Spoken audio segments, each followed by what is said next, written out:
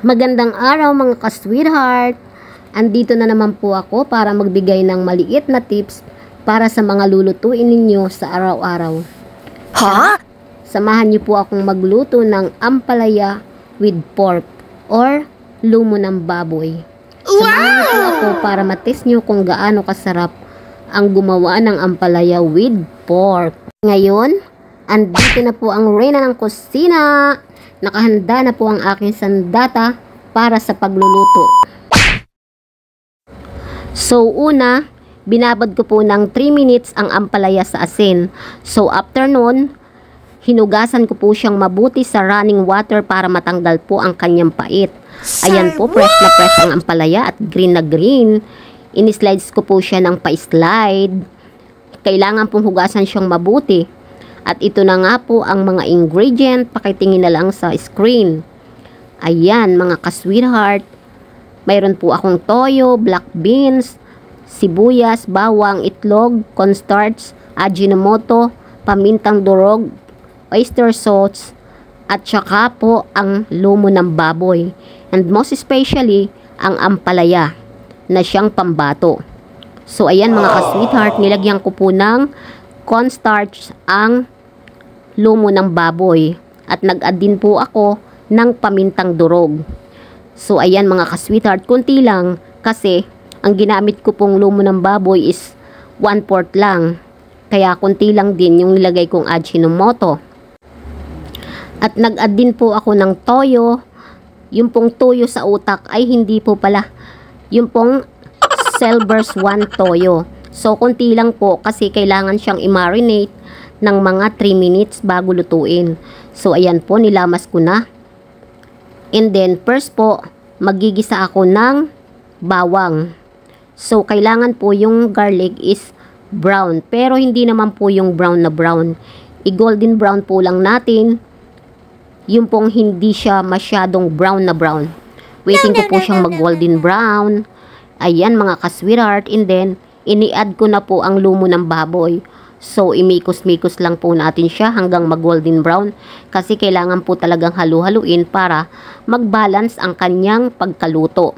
At kailangan din nating hintayin na lumabas yung kanyang tunay na oil. So, ayan, halo lang po ng halo hanggang sa mahilo. Joke.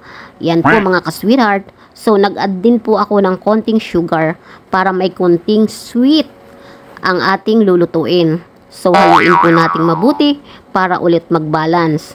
Ayan, nakikita naman ninyo medyo golden brown na. So, nag-add na po ako ng black beans.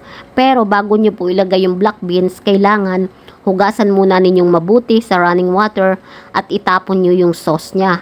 Kasi sobrang salted po siya kung isasama nyo yung kanyang sauce. And then, nag-add po ulit ako ng konting pamintang durog para mas masarap po yung mayroong kagat na konti, di ba? Kaya nag-add po ako ng konti. So ayan mga ka-sweetheart, kita naman ninyo golden brown na. So naglagay na rin po ako ng onions. Sinunod ko na po yung onions at waiting ko na lang po siyang lumabas yung aromatic smell ng mga ingredient. So mikos-mikos again hanggang sa maluto. And then, nakita naman ninyo luto na, nag-add na rin po ulit ako ng konting oyster sauce.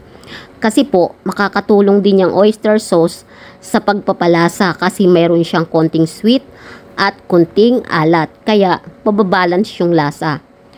Ayan, naglagay na po ako ng oyster sauce.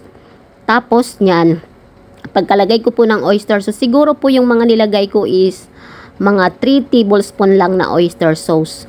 So, halo-haloin lang natin siyang mabuti.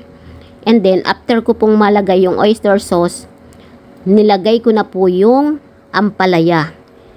Ayan, di po ba? Kitang-kita naman ninyo na green na green.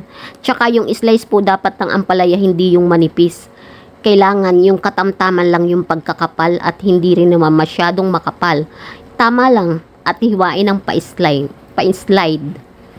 Ayan po, so halo-haloin natin mabuti kasi pag hindi natin siya hinalo, hindi po magpapantay yung kanyang pagkaluto. At nag-add na rin po ako dyan ng 1 cup water para mas masarap po naman yung may konting sauce. So, halo-halo lang po at mas masarap din po sa ampalaya yung medyo malutong. medyo half cook lang yung pagkakaluto. Di po ba? Yummy. Ayan po, makikita naman ninyo na malapit na siyang maluto. Kaya nag-add na rin po ako ng egg.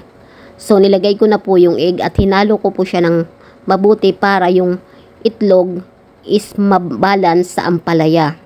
So sana hindi lang ninyo tumapanood ng hating gabi kasi siguradong gugutumin kayo sa sarap. Ayan mga ka-sweetheart. So pwedeng-pwede nyo pong itong lutuin sa inyong mga bahay. Try nyo po, saka ninyo ako husgahan. Thank you nga po pala sa mga nag-follow sa akin. Baka naman pwedeng payakap, pa-like, share, and comment. Thank you po sa mga nagsusupport sa aking YouTube channel, sa aking TikTok.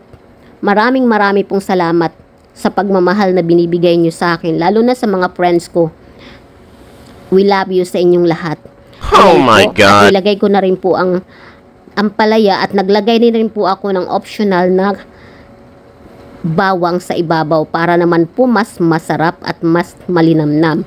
So kakain na po kami dahil hindi na namin mapigil ang gutom. Kaya naglagay na rin po ako ng kanin dahil talagang eat na ako. So ayan mga ka-sweetheart, sabayan niyo po kaming kumain ng pananghalian dahil late na po kami kumain ngayon dahil late na rin kami nagluto. So tara, kain na po tayo. So yummy. Tingnan naman ninyo, ang laki-laki ko ng sumubo. Kaya ang laki-laki na ng pisngi ko, ang taba-taba ko na talaga. Thank you for watching. Bye!